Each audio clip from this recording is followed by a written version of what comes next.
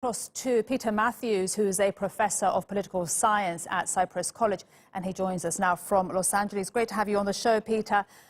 Your impressions of this G-20 summit, the 2 days, what has stood out for you? Well, so many different things, but the main focus is the economic one on trade, and big difference in approach between the U.S. and China.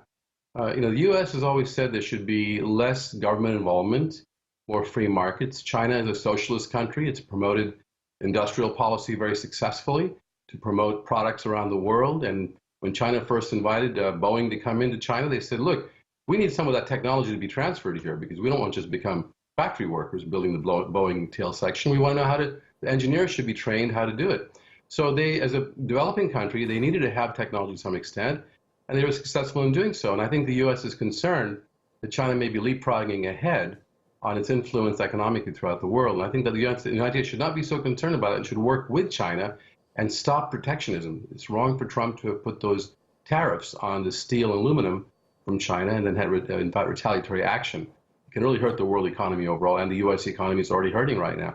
And China also is hurting. And very quickly, on the subject of Turkey and the U.S., a lot of attention was on that bilateral meeting. Your impressions? Well, it's quite interesting because it seemed that in the end, Mr. Trump tried to work things out. At least it did not to say that Turkey, was misunderstood. It had to actually try to get the Patriot missiles. He said, explained why that we should not be so harsh. He didn't say anything about sanctions exactly. He didn't assure President Erdogan about the sanctions. But it seems to me that maybe there'll be less of a bite in that, and the relationship might get a bit better. Okay. As to how it transpired. And tomorrow, President Trump, he's going to be at the demilitarized zone. He's talked a lot about possibly meeting Kim Jong-un.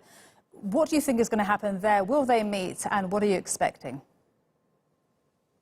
It's very hard to say if they'll meet or not. I mean, I think he's trying to make an effort to restart the talks and to show that the relationship is not over and that they have to still meet once again to try to work things out with Kim Jong-un and with North Korea.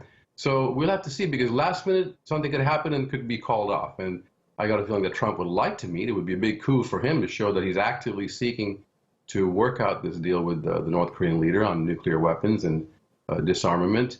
But North Korean leader wants the sanctions lifted. That's the major difference they have. And he also wants assurance that his regime will be safe. So they have to work out some type of diplomatic agreement on that. And that's going to be very tough. Right. We'll have to see what happens when he meets with him tomorrow, if he does. If he does, indeed. Thank you so much for fielding a question on that too. Peter Mathews, always a pleasure to speak to you here on TRT World. Thank you.